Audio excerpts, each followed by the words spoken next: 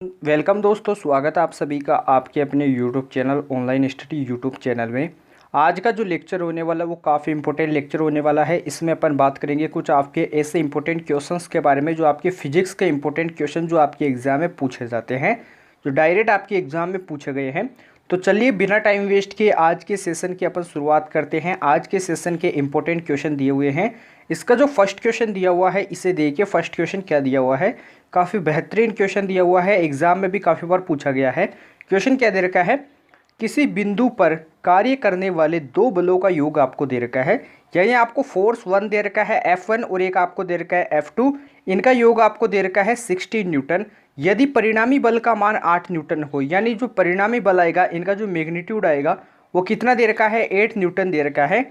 इसकी दिशा न्यूनतम बल के लंबवत है। इसकी जो दिशा है वो जो न्यूनतम बल है, ये आपका जो न्यूनतम बल है इसके क्या दे रखी है, लंबवत दे रखी है।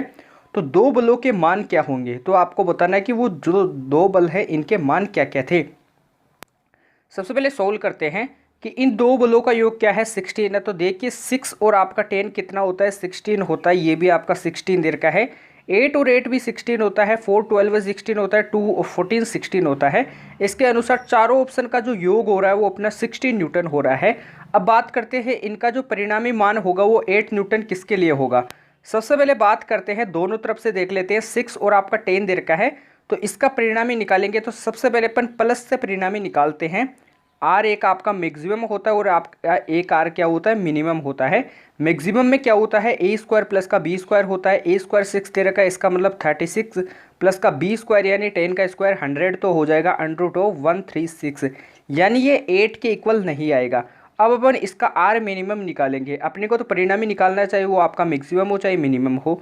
मिनिमम में क्या होता है, आपको करना होता है बी स्क्वायर माइनस का ए स्क्वायर, अर्थात आपको करना है 10 का स्क्वायर क्या हो जाएगा 100 माइनस का 6 का स्क्वायर क्या हो जाएगा 36, माइनस करेंगे तो अंडर में आएगा आपका 64 और इसको आप निकालोगे तो 8 आपका क्या आ जाएगा, 8 न्यूटन परिणामी आ जाएगा।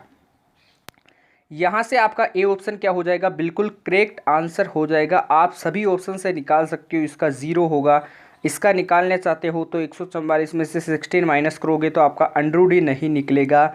इसी प्रकार से इसका भी निकाल सकते हो। तो राइट आंसर ए ऑप्शन। अगले क्वेश्चन को देखिए। अगला क्वेश्चन क्या दिया हुआ है, एक वस्तु उत्तर दिशा में 6 मीटर की दूरी तय करती है। जैसे माना कि ये एक वस्तु दे रखी है 6 मीटर की दूरी तय करती है और पूर्व दिशा में 8 मीटर की दूरी तय करती है, मानते हैं अपन। और यहाँ पे आपको दे रखा है ऊपर की ओर 10 मीटर की दूरी तय करती है। तो आपको बताना है कि वह प्रारंभिक स्थिति से वस्तु की दूरी होगी वो कितनी होगी, यानी ए पॉइंट से लेकर बी पॉइंट तक जो इसकी दूरी होगी वो कितनी होगी, इसका विस्थापन कितना होगा परिणामी। परिणामी विस्थापन निकालने के लिए अपन क्या करेंगे, जो भी आपके पॉइंट दे रखे हैं, यानी ए पॉइंट से लेकर सी पॉइंट पे गई और सी पॉइंट से लेकर डी पर और डी पॉइंट से लेकर बी पॉइंट पे गई थी, तो ए से सी पर जाने पे 6 मीटर की दूरी करती है तो इसका स्क्वायर 36 हो जाएगा। प्लस फिर सी से डी जाती है 8 मीटर की दूरी तय करती है तो 8 का स्क्वायर 64 हो जाएगा। फिर 10 का स्क्वायर 100 हो जाएगा। सोल्व करते हैं तो 200 आता है। आंसर निकालते हैं तो आपका 20 मीटर इसका परिणामी विस्थापन आ जाता है।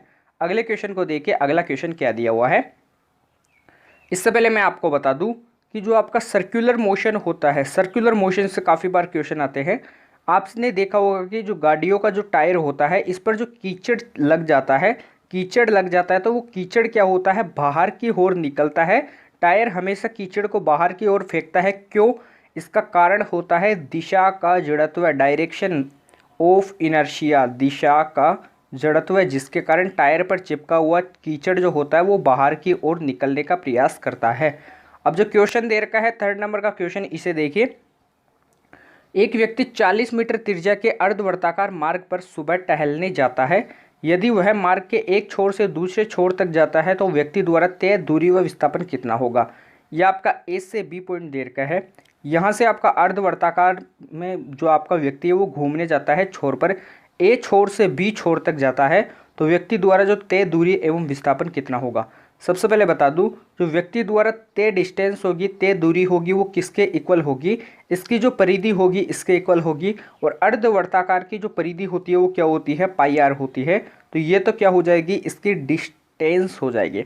अब बात करते हैं विस्थापन डिस्प्लेसमेंट के बारे में। तो इसका जो डिस्प्लेसमेंट होगा वो कितना होगा, ये ए से ओ पॉइंट पे जाता है, आर दूरी तय करता है ओ से बी पे जाता है, आर दूरी तय करता है, तो ए से बी पे कितनी करेगा, 2r दूरी तय करेगा। ये आपका डिस्प्लेसमेंट हो जाएगा। अब दोनों चीज़ आपको फॉर्मूले में दे रखी है, तो आप इसको सोल्व कर सकते हो। कैसे करेंगे अपन मैं बता देता हूँ। सबसे पहले डिस्टेंस की बात करते हैं, तो डिस्टेंस का फॉर्मूला हो जाएगा पाई आर। पाई की वैल्यू क्या होती है, 12/7 मल्टीप्लाई आर की वैल्यू अपने को दे रखी है 40 मीटर, तो 40 इसको मल्टीप्लाई कराएंगे तो आपका 880/7 आएगा। सोल्व करते हैं तो आपका क्या आता है, 125 पॉइंट कुछ आता है, 125 पॉइंट कुछ आता है। तो पॉइंट वाली संख्या को यदि अपन काउंट नहीं करते हैं तो इसको लगभग अपन किसके इक्वल मान लेंगे, 126 के इक्वल मान लेंगे। तो आपका डिस्टेंस तो क्या हो जाएगा, 126 हो जाएगा। अब बात करते हैं डिस्प्लेसमेंट विस्थापन के बारे में। तो डिस्प्लेसमेंट का अभी फॉर्मूला मैंने आपको बताया 2r, 2 ऐसे कैसे, आर की वैल्यू 40 तरीके, टोटल 80 हो जाएगा। तो सबसे पहले व्यक्ति द्वारा तय की गई दूरी, तो दूरी आपकी आई 126, विस्थापन आपका आया 80। दोनों आपको ऑप्शंस में दे रखे हैं, आपका ए ऑप्शन बिल्कुल राइट आंसर। नेक्स्ट क्वेश्चन को देखिए, अगला क्वेश्चन क्या दिया हुआ है। दो कण ए तथा बी के विस्थापन समय ग्राफ सरल रेखाएं हैं जो समय x के साथ क्रमशः 30 डिग्री तथा 60 डिग्री के कोण बनाती है। यह आपकी ग्राफ दे रखी है, किन किन के मध्य दे रखा है, आपके ये दे रखा है विस्थापन व समय के मध्य दे रखा है।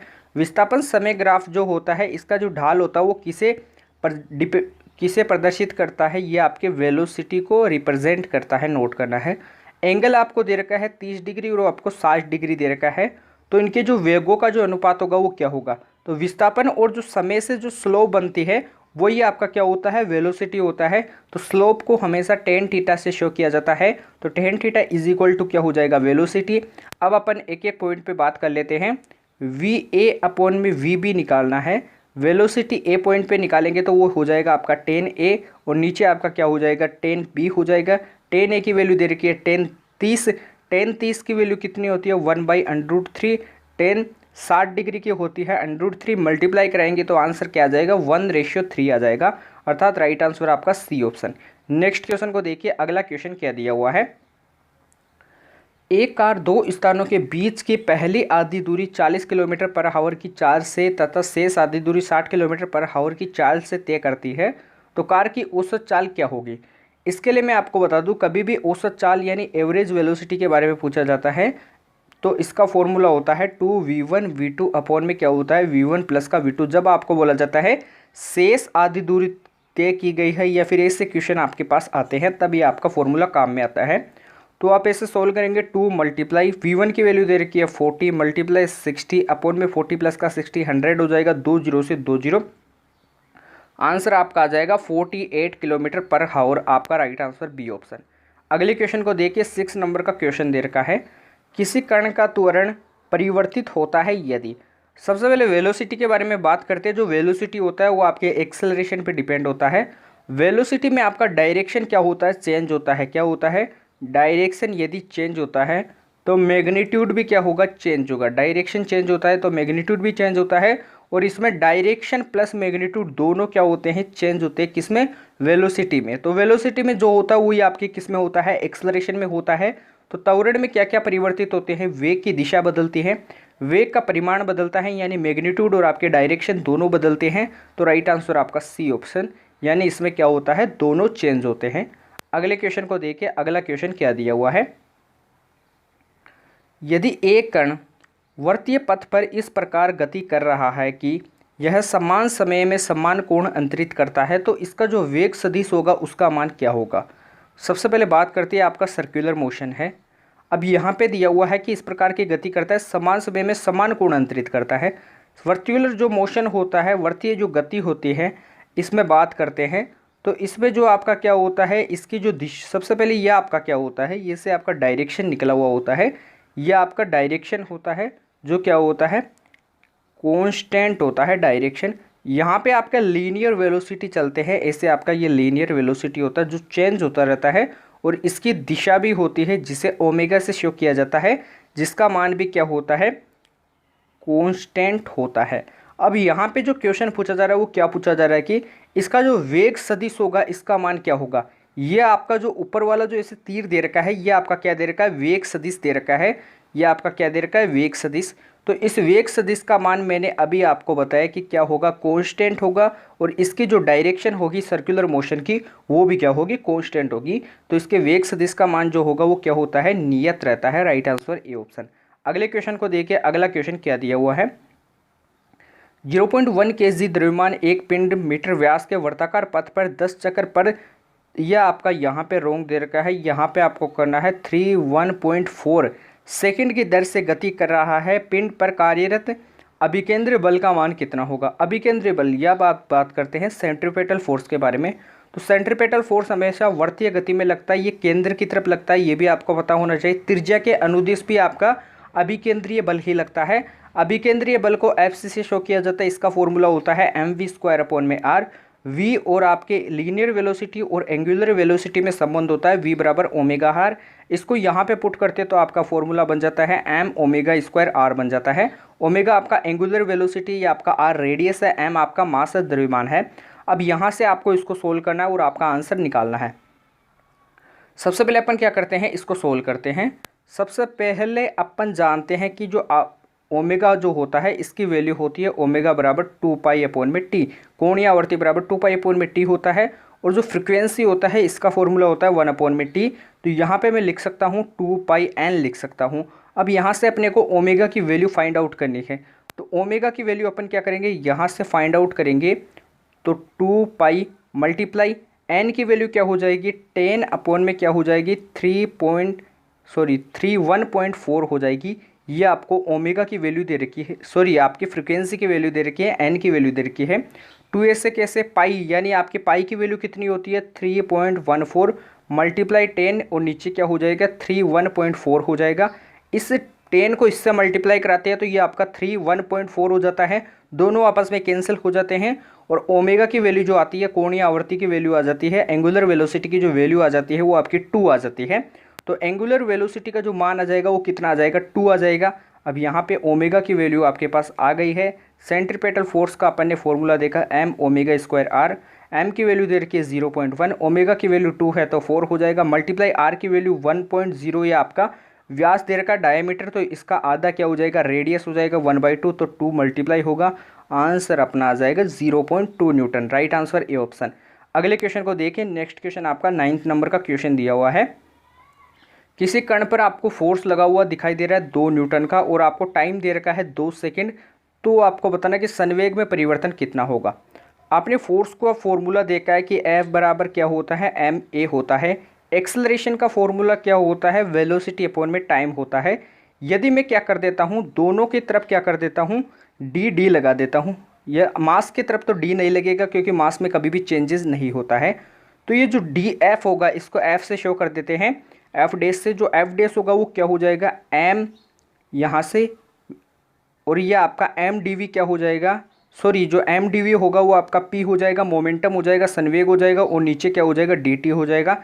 मोमेंटम में परिवर्तन की दर को डी पी से शो करते हैं, नीचे आपका डी टी हो जाएगा। अब आपको जो जो मान दे रखे हैं इनको पुट करना है और फाइंड आउट करना है। तो डी पी की वैल्यू अपने को फाइंड आउट करनी है, एफ की वैल्यू अपने को दे रखी है 2 न्यूटन और टाइम की वैल्यू दे रखी है 2 सेकेंड, दोनों को मल्टीप्लाई कराएंगे तो परिवर्तन की दर आपके पास आ जाएगी 4 न्यूटन इंटू सेकेंड। ये आपका क्या होता है, मोमेंटम का मात्रक होता है, मोमेंटम में परिवर्तन की दर का मात्रक होता है। तो राइट आंसर आपका बी ऑप्शन हो जाएगा। अगले क्वेश्चन को देखिए, इससे पहले बात करते हैं, आपका अभिकेंद्रीय त्वरण का फॉर्मूला होता है AC बराबर v²/r। यहाँ से भी आपका क्वेश्चन पूछा जाता है, लेकिन जो नेक्स्ट क्वेश्चन दिया हुआ है इसे देखिए। 1000 kg की एक कार 18 किलोमीटर/आवर के वेग से गतिमान है। यदि इसे 1000 न्यूटन ब्रेक बल से रोका जाए तो रुकने से पहले कार द्वारा तय दूरी कितनी होगी। जो आपको वैल्यू दे के इनको नोट करना है। फोर्स का फॉर्मूला क्या होता है, ma होता है। एक्सेलरेशन का फॉर्मूला यहाँ से निकालेंगे तो वो क्या हो जाएगा, F/m हो जाएगा। एक्सेलरेशन की वैल्यू फाइंड आउट करते हैं तो बल की वैल्यू 1000 दे रखी है और आपको बल द्रव्यमान भी क्या दे रखा है 1000, दोनों कैंसिल होंगे तो 1 मीटर पर सेकेंड स्क्वायर क्या हो जाएगा, आपका एक्सेलरेशन हो जाएगा। तो एक्सेलरेशन की वैल्यू अपने पास आ गई है। न्यूटन के थर्ड लॉ के अनुसार अपन जानते हैं कि v² बराबर u² माइनस का 2as होता है। अचानक ब्रेक लगाएगा तो जो वेलोसिटी होगी, इसकी जो मान होगा वेलोसिटी का, जो इसकी जो गति होगी वो क्या हो जाएगी, ज़ीरो हो जाएगी। तो ज़ीरो बराबर यू स्क्वायर माइनस का 2as। यहाँ से अपने को फाइंड आउट क्या करना है, s की वैल्यू। तो s की वैल्यू जो होगी वो क्या हो जाएगी, यू स्क्वायर अपॉन में 2a हो जाएगी। यू स्क्वायर की वैल्यू अपने को, u की वैल्यू 18 दे रखी है। यहाँ पे अपने को अब क्या करना है, यू स्क्वायर, यहाँ से जो यू स्क्वायर दे रखा है ये आपका कितना दे रखा है, 18 किलोमीटर पर हावर दे रखा है। इसको मीटर पर सेकंड में चेंज करना है तो 18 को मल्टीप्लाई कराएंगे 5 अपॉन में 18 से, तो ये आपका मीटर में चेंज हो जाएगा। मीटर पर सेकंड में क्या हो जाएगा, यहाँ पे बता देता हूँ, 5 मीटर पर सेकंड हो जाएगा। यदि अपन किलोमीटर पर हावर को मीटर पर सेकंड में चेंज करते हैं तो 5 अपॉन में 18 से अपने को मल्टीप्लाई कराना होता है। तो ये आपकी u की वैल्यू 5 लेंगे यहाँ पे, तो यू स्क्वायर कितना हो जाएगा, 5 का स्क्वायर 25, और नीचे आपका क्या हो जाएगा 2 मल्टीप्लाई एक्सेलरेशन की वैल्यू अपन ने फाइंड आउट की है 1। इसको सोल्व करेंगे तो आपका आंसर क्या आ जाएगा, 12.5 मीटर आ जाएगा। फिर से मैं आपको बता देता हूँ, एस का फॉर्मूला अभी बना है यू स्क्वायर अपॉन में 2a। यू की वैल्यू अपने को दे रखी थी 18, मीटर पर सेकंड में चेंज करेंगे तो 5 अपॉन में 18 से मल्टीप्लाई कराएंगे तो आपका u की वैल्यू कितनी हो जाएगी, 5 आ जाएगी। यहाँ पे इसको पुट करते हैं तो 25 हो जाएगा। नीचे 2 ऐसे कैसे, एक्सेलरेशन की वैल्यू 1 निकाली थी अपन ने, तो आंसर सी ऑप्शन हो जाएगा। तो लास्ट एंड फाइनल क्वेश्चन था आज की क्लास का। यदि आपको क्वेश्चंस अच्छे लगे तो कमेंट बॉक्स में आपको टाइप करके बताना कि आपको क्वेश्चंस कैसे लगे हैं। अभी तक जिन बच्चों ने क्लास को लाइक नहीं किया तो तुरंत क्लास को लाइक कीजिए, सेशन को शेयर करने का प्रयास कीजिए। अभी तक जिन बच्चों ने चैनल को सब्सक्राइब नहीं किया तो धमाकेदार चैनल को सब्सक्राइब कर लीजिए, बेल आइकन को प्रेस कीजिए। टेलीग्राम चैनल का डिस्क्रिप्शन में लिंक दिया हुआ है, उससे भी आपको ज्वाइन करना है, क्योंकि इन्हीं के माध्यम से आपके लिए अच्छे अच्छे क्वेश्चंस की क्लास लगाई जाती है। लेकिन आपको क्लास को लाइक और चैनल को सब्सक्राइब करना ज़रूरी है। तो आपको चैनल को सब्सक्राइब करना है और क्लास को लाइक करना है। तो अपन कल मिलते हैं ऐसे बेहतरीन सेशन के साथ। तब तक के लिए जय हिंद, जय भारत, धन्यवाद।